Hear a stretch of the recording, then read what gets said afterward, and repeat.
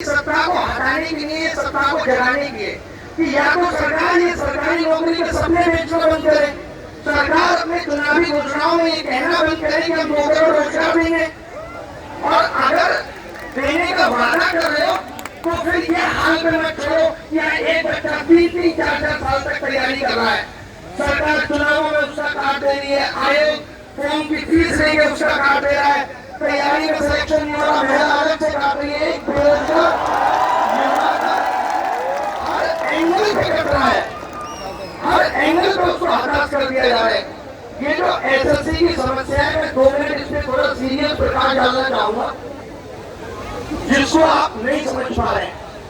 आपको भी खाली ये लगा है कि एडीक्यूटी हटेगी और टीसीएस आ जाएगी और सब कुछ ठीक से चलता रहेगा।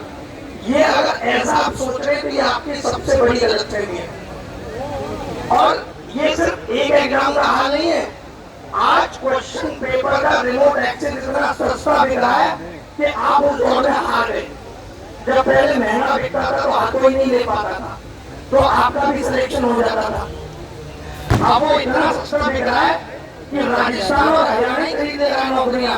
बिहार यूपी के पास तो पैसे ही नहीं है, उसकी गरीबी का आलम ही उसके पास तो पैसे ही नहीं है। ये राजस्थान वाले दिल पे नहीं, वो खरीद रहे हमको पता होगा, वो यहाँ नहीं है, वो यहाँ नहीं है। तो बात इतनी सी है कि जिस एडीपीटी की हम बात कर रहे हैं, जिस इंफ्रास्ट्रक्चर की आप बात कर रहे हो, कि आपकी एक डिमांड है सरकार से कि इंफ्रास्ट्रक्चर सुधार दो। इंफ्रास्ट्रक्चर कोई एक वर्ड नहीं है।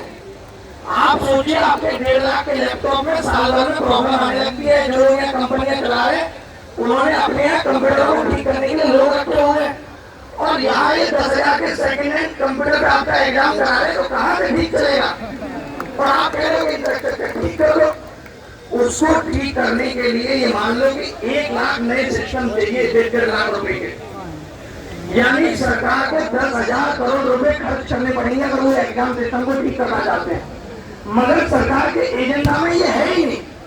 उनको तो ये सरकारी नौकरी कर रही है, वो कहते हैं group B, group C, group D को नौकरी देनी नहीं है। उनको जहाँ से वो भारत को देख रहे हैं, जिस नजरिए से वो हमारी नजर से देखें, तो उनको समझ में आए कि जो बच्चा 12वीं पास ग्रेजुएट होकर बैठा उसके पास करने को क्या है। आज अगर आपके लिए नौकरियां क्रिएट नहीं हो रही, उसके लिए जिम्मेदार कौन है? आपको 10th में कुछ नहीं सिखाएगा, आपको 12th में कुछ नहीं सिखाएगा, आपको ग्रेजुएशन में कोई स्किल नहीं दी गई, कोई इनोवेशन नहीं दिया गया, और आपसे कह आपके पास कुछ है ही नहीं, और सरकारी नौकरियां आपको देंगे नहीं। आप रोड पे घूमते रहिए और बार-बार इनको जिता के बेचते रहिए। एक सरकार को हम लोगों ने 12 साल दिए, भरोसा दिया कि सबका साथ सबका विकास करेंगे। आज कहाँ विकास है और कहाँ रोजगार है, सब चलने में चला गया, कुछ होता नहीं है। तो ये आवाज आपकी सरकार तक पहुंचनी चाहिए। 1 दिन में नहीं ठीक होगा, 2 दिन में नहीं ठीक होगा, लेकिन सरकार मंशा को दिखाए ठीक करने की। इनकी तो मंशा ही नहीं है। यूपीएसआई का फॉर्म आया, उसमें केवल फॉर्म फीस के अलावा कोई डिटेल नहीं है। जब एग्जाम होगा क्या सिलेबस होगा? नहीं। अगर हमें 500 दो, हमें राशन बांटने को फिर देखेंगे।